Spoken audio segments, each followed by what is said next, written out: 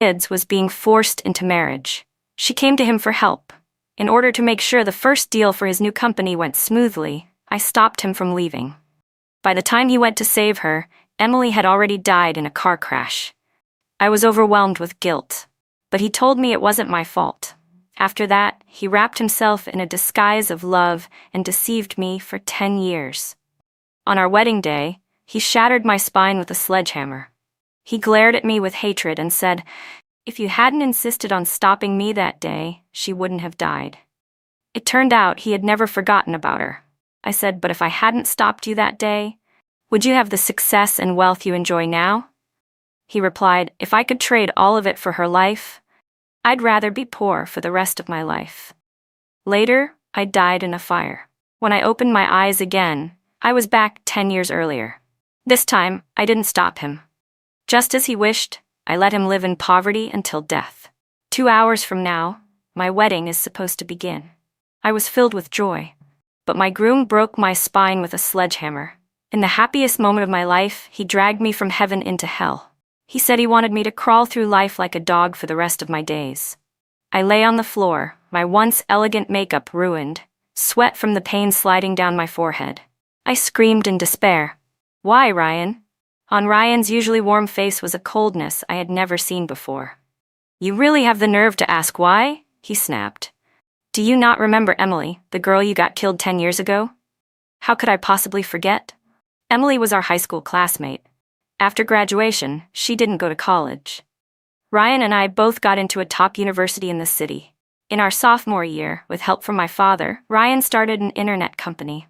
That day, his company finally had a rare opportunity to collaborate with a major firm, an opportunity that could determine its survival. It was incredibly important, but right then, Emily called Ryan. She was crying as she said, "My dad is forcing me to marry a man in his 40s. He's making me go register for marriage with him this afternoon. Ryan, please save me. I don't want to get married." Ryan immediately jumped up to leave. I stopped him. "You can't go." "I have to go," he said. "If you stop me today, we're not even friends anymore." His expression, filled with fury, pierced me like a sharp needle, but I tried to reason with him. "If you leave today, this deal will fall apart. The company could collapse. All the effort everyone's put in these past months would be wasted. So you can't leave. The civil office doesn't open until 2:30 in the afternoon. Once we finish the meeting, there will still be time to go save her. Ryan, the company isn't just about you. You have to think about everyone else involved." In the end, Ryan was convinced. That day, we successfully closed the deal. What I didn't expect was that by the time we went to find Emily, she had already run away from home. In a panic, she didn't look at the road and was hit by a speeding car. She died on the spot. If you hadn't insisted on stopping me that day, she wouldn't have died. You're the one who killed her. Ryan's roar dragged me back from my thoughts. I looked at the hatred in his eyes and suddenly found it laughable. Back then, Emily's death haunted me with guilt for a long time. Even if I hadn't directly caused it, I knew I had played a part. It was Ryan who comforted me, told me it wasn't my fault, and helped me slowly move on. Even though I knew he had once had feelings for Emily, I was still willing to grow old with him. I truly believed we were in love. But now in this moment, I finally realized just how deeply I'd been wrong. Ryan had never forgotten Emily. He didn't love me. The affection he showed was just a mask to numb me, so he could land the final blow. "So all these years you've been lying to me?" I asked. "This is what you deserve," he said coldly. "I let you live in comfort for 10 years. What more do you want? Emily died because of you, so the rest of your life, you owe it to her. Crawling like a dog is the only fate you deserve." Even as I struggled to hold back my pain, but the tears still wouldn't stop falling, Ryan said that soon, he was going downstairs to tell all the guests that the wedding was canceled, because I had run away. He would take over my father's company, tell the world I had died, and then lock me in a basement, yet keeping me there for the rest of my life, never seeing daylight again. I knew he wasn't just saying it, he meant every word. What I didn't understand was how. How could he do this to me? We had known each other for more than 20 years. We were childhood sweethearts. How could he be so cruel to me? In the end, I couldn't help asking, filled with resentment, "Do you seriously not feel anything for me at all?" he answered coldly. I have only ever loved Emily in this life. It felt like 1,000 arrows pierced straight through my chest. The pain was so sharp, I coughed up a mouthful of blood. I raised my bloodshot eyes and stared at him. But have you ever thought about this? If I hadn't stopped you that day, would you have everything you have now? This wealth, this power? But he said, if I could trade it all to bring her back, I'd rather be poor for the rest of my life. I laughed bitterly. I had loved him for over 10 years, and in the end, I'd turned myself into a joke. The signs of his indifference had always been there. I was just too blind to tear off the mask and face the truth. But why? Why did he put all the blame on me? Why did he trample all over my feelings like that? So when the hotel caught fire and the flames surrounded me, I didn't panic. All I felt was regret and unwillingness. If time could start over again, I swore to myself I would never fall in love with Ryan. I would never give everything I had to help him. I would make sure he lived in poverty for the rest of his life. Maybe even heaven couldn't bear to watch anymore, because when I opened my eyes again, I was back, 10 years ago. Ryan, help me, please. Emily's voice snapped me out of my shock. I looked over and saw Ryan's face filled with anxiety. Emily, don't be afraid. I'm coming to get you right now, he said, and was about to rush out. Several others in the room blocked his way, trying to get him to think clearly and consider the consequences. They asked whether it was really the right time to leave. But Ryan wasn't listening to anyone. His expression darkened. Get out of my way. If you stop me, we're not friends anymore. No one could understand how he could be so irrational. I stood in the distance, watching him coldly, suppressing the seething hatred rising in my chest. Without hesitation, I walked over. I said, this deal with Joe Corporation is important to every one of us. If you want to leave, we can't stop you, but we won't pay the price for your selfishness. You want to go? Fine. But if you walk out that door, you'll have nothing to do with this company anymore. Agree to that, and we'll let you go. Since I was lucky enough to live again, I was not going to let him have it easy this time. Ryan's success in his past life didn't come from just his own hard work.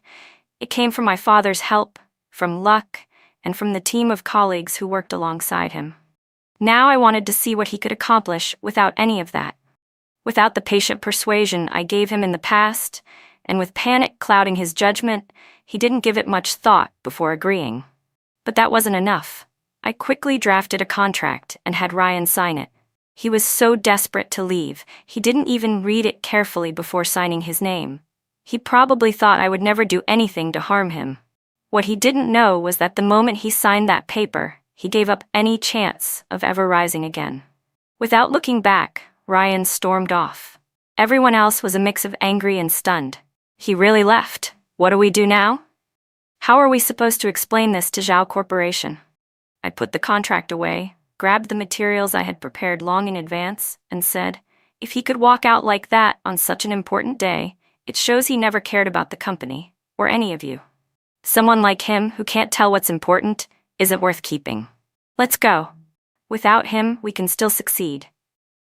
After successfully turning the tide, I led everyone to the meeting with Zhao Corporation. In this life, I would take all of Ryan's spotlight and glory for myself. By the time we walked out of the Joe offices, we had sealed the deal. And I even secured better terms for the company than in my last life. My coworkers started looking at me differently. I never expected you to be this capable, Lisa. Of course I was capable. I had always been capable. But I got used to standing behind Ryan, handing over every bit of credit that should have been mine. I kept thinking we were one family. There was no need to be so clear about who did what. As long as the company kept growing stronger, what did it matter if anyone noticed my efforts? What I didn't expect was that my selfless giving would raise a heartless ingrate like Ryan. Ryan was my neighbor. We had grown up together, childhood sweethearts. I'd been trailing behind him since we were kids, like a little shadow. Our parents even used to joke about arranging a marriage for us. Every time that came up, Ryan would grab my hand and say with a completely serious face, Lisa, you're going to be my bride someday. You can't fall for anyone else. The adults would laugh every time they heard him say that. Even in my clueless childhood years, I had already tucked Ryan into a corner of my heart.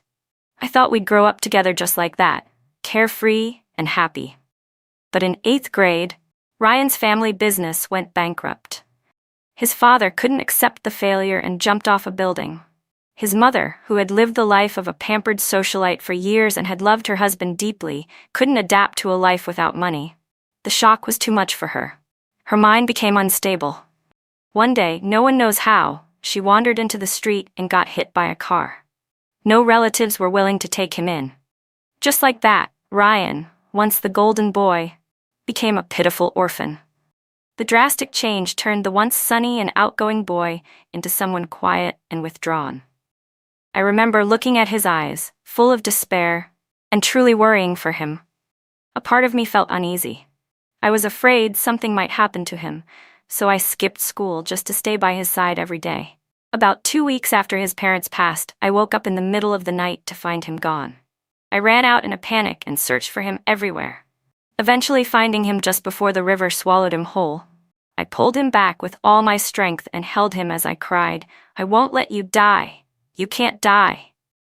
His face showed a despair that no teenager should ever wear. "I don't have a family anymore. I have no one. I can't live like this. What's the point of staying alive?" His broken sobs made my own heart ache.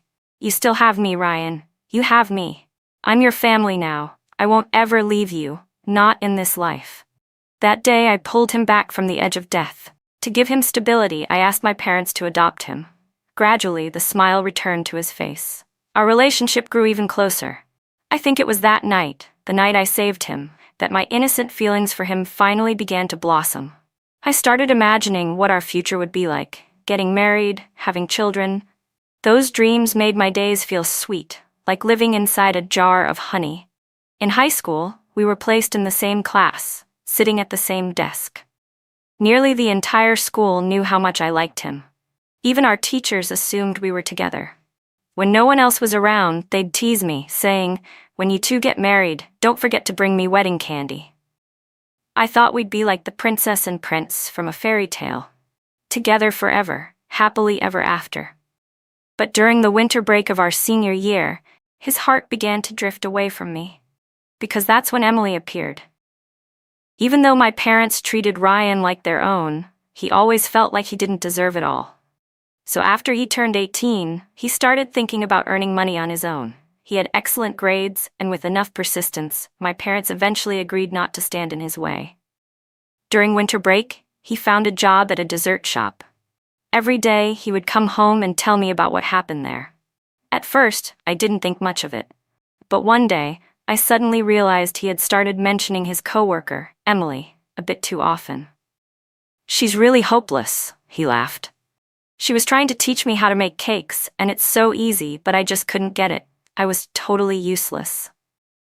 Or, "A customer gave her a hard time today. It wasn't even her fault, but she just stood there getting yelled at like she was glued to the floor, couldn't say a word." Or, "She finally learned how to bake today. You should have seen it. Ugliest cake ever. But she was smiling like an idiot." Then, his tone changed. "I've never seen parents so cruel. You have no idea how miserable her life is. Her dad came to the shop demanding money, and when she couldn't give him any, he hit her. Right there, in front of everyone. You have no idea how angry I was." Just like that, Emily inserted herself between me and Ryan. I had never even met her, yet I knew everything about her, because Ryan told me. One day, when he brought her up again, I finally lost it. "Ryan, don't you think you've been talking about her a little too often lately? Don't tell me, you've fallen for her?" He froze. My words clearly caught him off guard. For a moment, he looked genuinely shaken. But he quickly pulled himself together and said, "What are you talking about? How could I possibly like her? Are you jealous?" He smiled, cupped my face gently and added, "Silly girl, there's no room for anyone else in my heart but you." His earnestness eased my doubts, at least for a while. After all, Ryan and I had nearly 20 years of history together. I didn't believe he would fall for someone else so easily, but what I never expected was that in the end, Emily still forced her way into our lives. It turned out she had always attended the same school as us. She was just in another class, quiet and timid, almost invisible. Naturally, I never paid any attention to her. Funny, isn't it? We spent 2 years at the same school without even noticing each other. But once the new semester began, she started showing up constantly. At first, they just exchanged casual greetings when they bumped into each other. I told myself it was nothing. I had years of history with Ryan. I believed in what we had, so I didn't take Emily seriously. But Ryan's favoritism felt like a slap in the face. One weekend in March, I was studying at the library. On my way out, it started to rain. Since the library wasn't far from home, I called Ryan and asked him to come pick me up. He agreed without hesitation. But half an hour later, he called back saying he had run into an elderly lady without an umbrella and needed to walk her home. He told me to find my own way back. Thinking he was just doing a good deed, I didn't complain. I simply reminded him to be careful and ended the call. The rain wasn't too heavy, so I decided to grab a cab. Before heading home, I remembered how much Ryan loved the candied chestnuts sold near the library. Even in the rain, I went out of my way to buy them for him. But as I was walking back, bag of warm chestnuts in hand, I saw something that stopped me in my tracks. Ryan and Emily, standing not far away, wrapped in each other's arms. There was no old lady. That was a lie. Emily was crying, sobbing. No one will ever like me. Everyone hates me. Why do they all hate me? Am I really that awful? I saw Ryan gently stroking her hair, comforting her. Don't be silly. I like you. You're better than anyone else. In that moment, all I could think of was how he'd once told me, swearing up and down, that I was the only one in his heart, that he would love only me for the rest of his life. What a cruel joke. Without a word, I hurled the bag of chestnuts at them and ran. In the chaos of Ryan's shocked expression, I turned and fled. When I got home, I locked myself in my room. I didn't eat. I didn't drink. I just wanted to disappear. Outside my door, Ryan kept knocking and knocking. His voice sounded frantic, even tearful. Lisa, please open the door. Let me explain. It was nothing. I was just comforting her. I swear nothing happened. Please don't ignore me, Lisa. If it was really nothing, why were they hugging like that? I couldn't bring myself to trust him. We didn't speak for a whole week. I refused to answer his calls or look at him. Eventually, he knelt in front of me, crying his heart out, begging over and over again, please don't leave me, Lisa. You're all I have. Please, don't leave me. In the end, I gave in. I still couldn't bring myself to be cruel to him. After that day, Ryan really did cut ties with Emily, at least on the surface. But was that truly the end of it? Back then, I still trusted him. I believed everything he said. When he promised he'd never see her again, I took his word for it. But if they really hadn't seen each other again, why did Emily have Ryan's new number? I clearly remembered. He changed his number after we started college. Even if she'd gotten it from someone else, how could someone he supposedly hadn't spoken to in 2 years cause him to look so nervous? That was the moment something inside me snapped. Ryan had been lying to me all along. Even if there was no future left between us, I had to get to the bottom of everything. So I hired a private investigator to look into what Ryan had been up to for the past 2 years. After Ryan stormed off that day, he never came back. Most of the employees at the company were his old college classmates, people who had joined because they admired him and believed in his vision. But after what he did that day, leaving everyone behind without a second thought, the illusion everyone had of Ryan completely shattered. With my subtle prodding, people's opinion of him only worsened.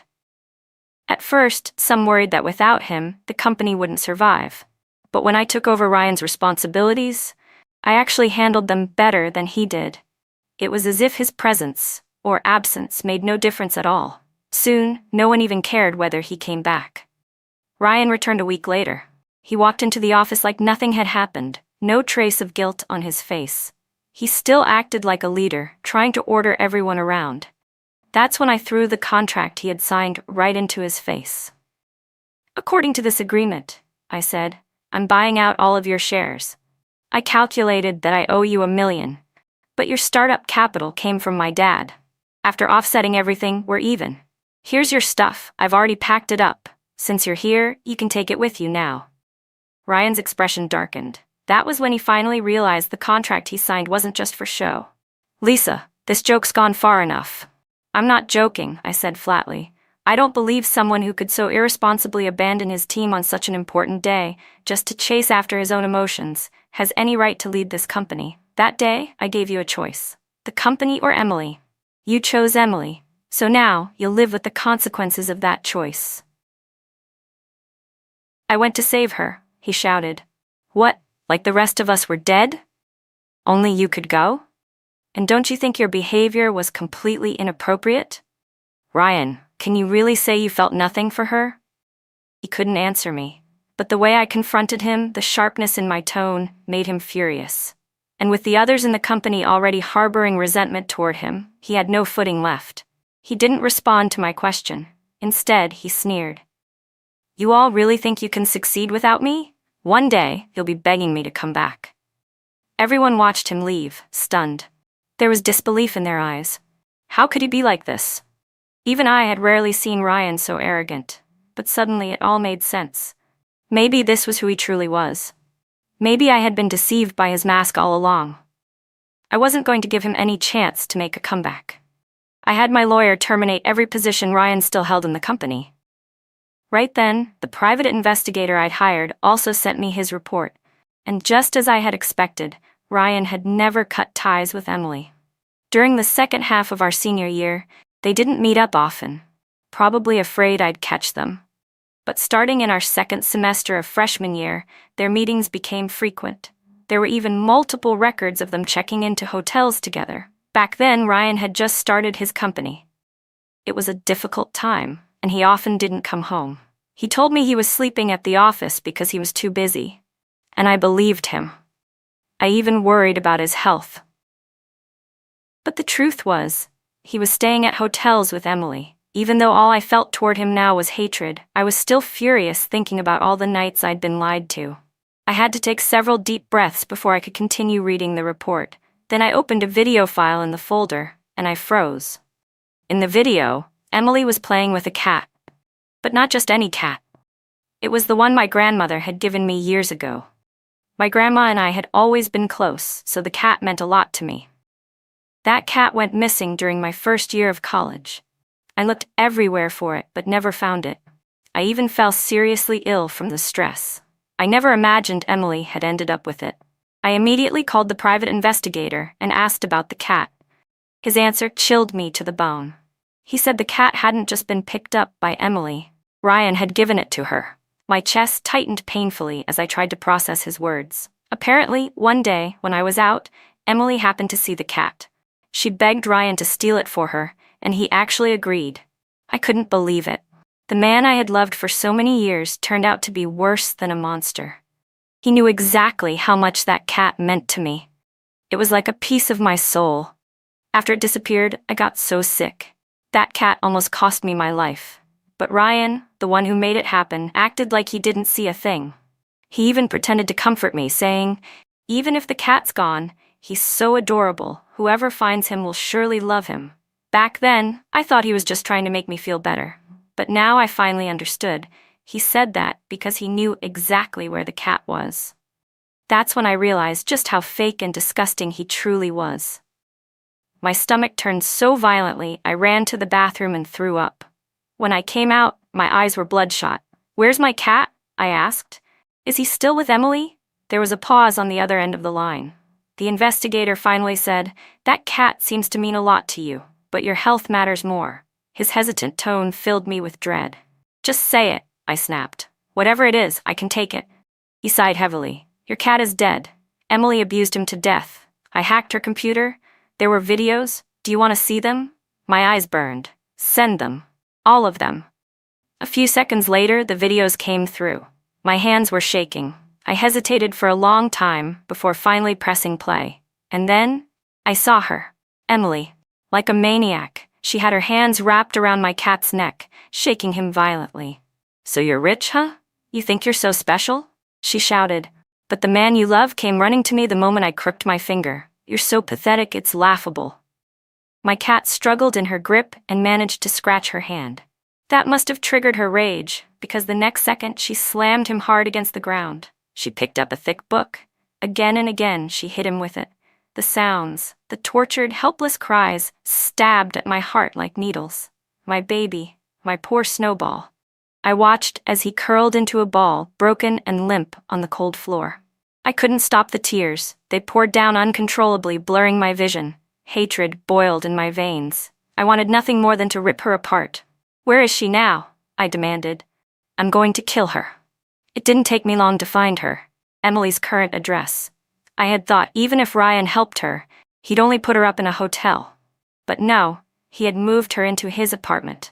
The sickest part? That apartment had been bought by my dad. Earlier this year, Ryan said he needed to live closer to school and work. My dad had always treated him like his own son, so he didn't hesitate to hand over the deed. I even joked about moving in with him, but Ryan told me he needed his space and turned me down. And now he'd moved Emily in instead. It wasn't even about heartbreak anymore. I was just utterly disgusted, furious. That apartment belonged to my family. How could they have the nerve to live there? I stormed up and banged hard on the door. It opened quickly. The moment Emily saw me, her face registered a flash of surprise, followed by the smug satisfaction she couldn't quite hide. But she masked it just as fast, putting on that usual timid act of hers. "Lisa," she said sweetly, "you're here to see Ryan? He's not home right now." I didn't say a word. I just stared her down. She started to squirm under my gaze and rambled on. "I know you and Ryan are close. I didn't want to stay here, really. But he was worried about me being in a hotel alone. But don't worry, we're completely innocent. Nothing's going on between us." She emphasized, completely innocent, like she wanted to make sure I heard it loud and clear. Like it was a performance. But I caught the flash of mockery in her eyes. She must have felt pretty proud of herself just then. I ignored her and spoke calmly. "My grandmother gave me a cat before she passed. I cared about him deeply. One day he disappeared. I searched for him for a long time and was heartbroken when I couldn't find him. Tell me, where do you think my cat ended up?"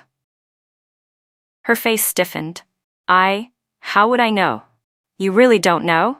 I said, stepping forward. "Didn't you beg Ryan to steal him for you?" Emily's eyes widened. She hadn't expected me to know.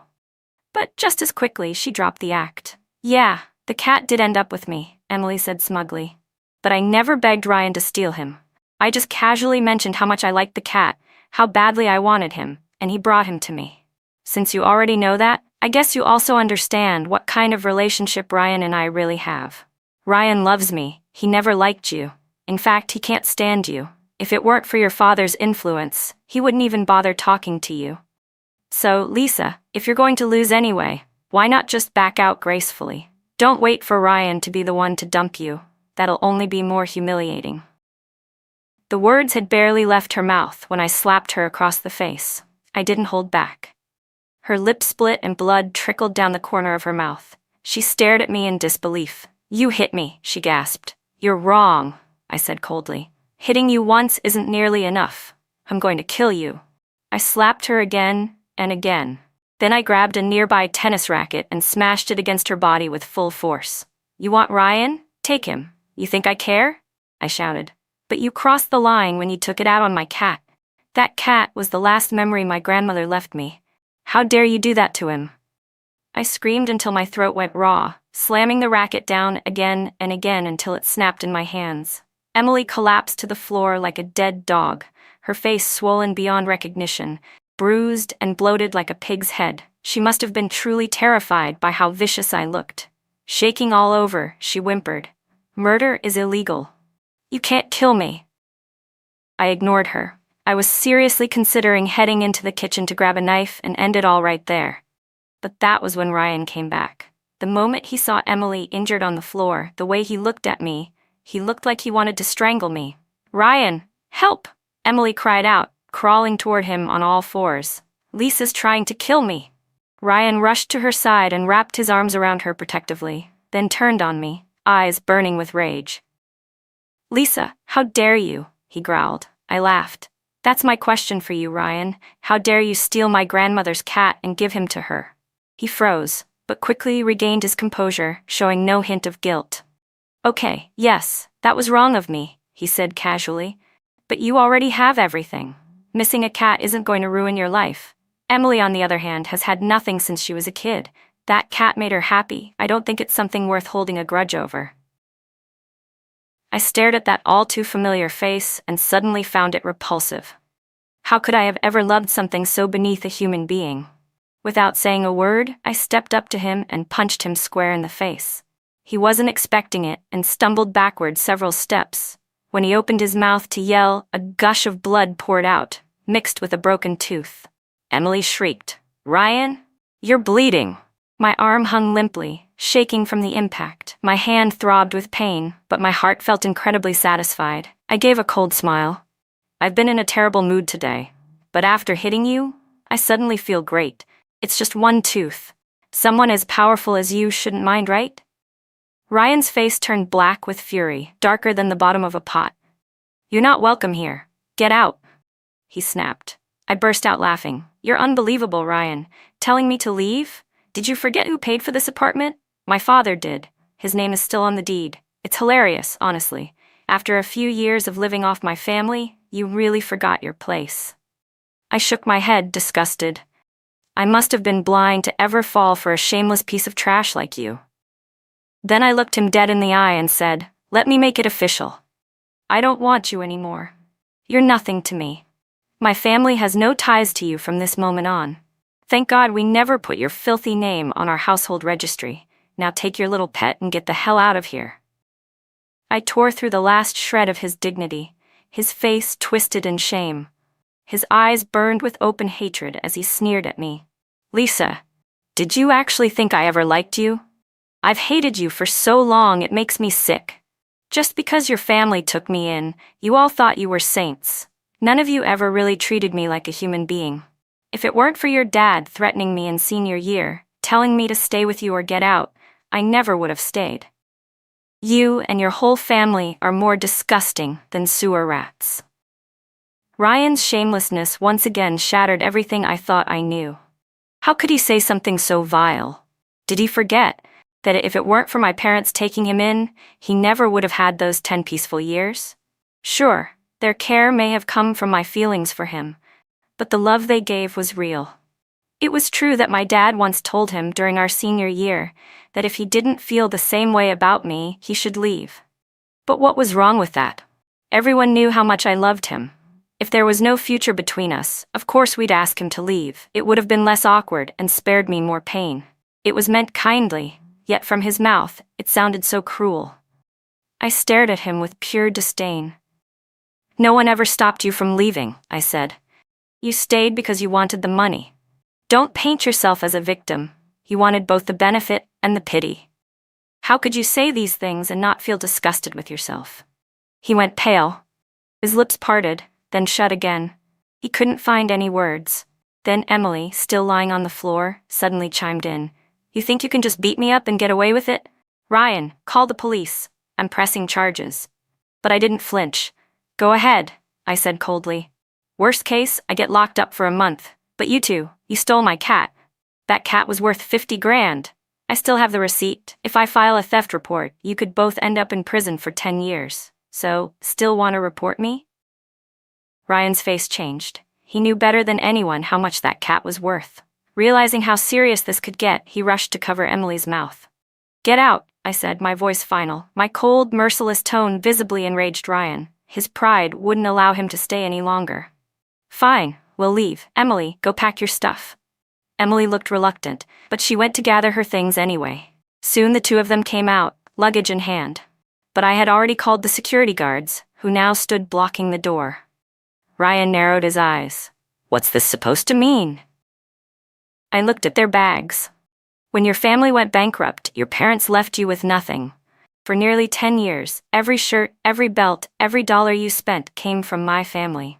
I could have fed a dog with the money we gave you. And since you think my family is so disgusting, what makes you think you deserve to take any of this with you?" He froze, humiliated. In a fit of rage, he flung his suitcase aside. "Take it then, like I care." Emily tried to leave with hers, but I signaled the guards, and they snatched it from her. "What are you doing? That stuff's mine," she screamed. I ignored her and unzipped the case. Ryan shouted, "Lisa, you've gone too far." I pulled out most of the clothes and threw them on the floor. "Don't think I don't know who bought these," I said. "Ryan did, and we both know where his money came from. so you have no right to take them. Then I pointed at what they were wearing. Take those clothes off. All of them. Even the underwear. My family paid for that too. Lisa, that's too much, Ryan growled. I didn't even blink. Realizing I was dead serious, Ryan finally gave in. He handed Emily some cash and sent her to buy clothes, cheap, poorly fitted ones. The two of them stood at the doorway in their discount outfits, glaring at me. Lisa, Ryan hissed, you'll pay for this. One day you'll regret everything you did today. I stared at him and finally realized just how foolish he was. We were already completely done. Did he really think I'd ever give him the chance to rise again? After that, I told my parents everything Ryan had done. They had truly treated him like a son. They never imagined that, after 10 years, they'd raised such a thankless snake. My father was especially furious when he found out Ryan had deceived me for years, and that he was the reason my beloved cat had died. He didn't hesitate. He called in every favor, pulled every string, and completely destroyed Ryan's career. Ryan dared to burn bridges with my family, only because he was too confident in his own abilities. But before he ever reached true success, his flawed character closed door after door for him. I didn't hesitate to spread the truth about everything Ryan had done. The image of him as an ungrateful backstabber quickly took root in everyone's mind. No company wanted someone like that on their team. No business was willing to cooperate with a man they couldn't trust. If a family who had raised him for 10 years still couldn't tame this ungrateful dog, how could anyone else expect better? So whether it was job hunting or seeking partnerships, Ryan hit wall after wall. Emily still believed in him. She stayed by his side, convinced he would succeed eventually. But how could I let them live comfortably? I had someone leak their address to Emily's family. Her father and brother were both gamblers, men who'd sell out their own blood for cash. Once they had the address, they came knocking every day, harassing them nonstop. Emily eventually had no choice but to secretly sell the necklace Ryan had given her. Her father and brother took the money straight to the gambling tables. When it ran out, they came back for more, again and again. They drained every last bit of value out of Ryan. After a full year of failed job applications and fruitless attempts to start a business, Ryan gave up entirely. I never stopped him from taking low-paying jobs, but he still saw himself as some kind of prince. He refused to stoop that low. Eventually, I heard he'd been influenced by Emily's father and brother.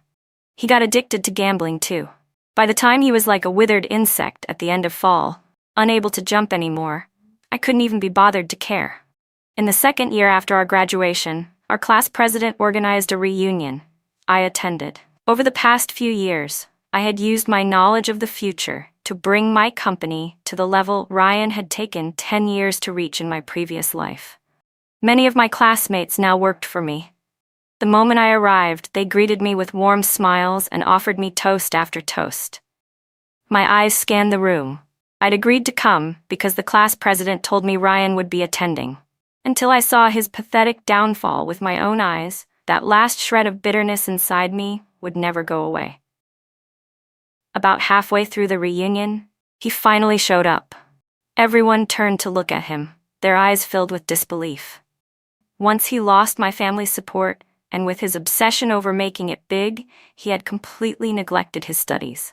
He failed so many classes in junior year that he couldn't even graduate.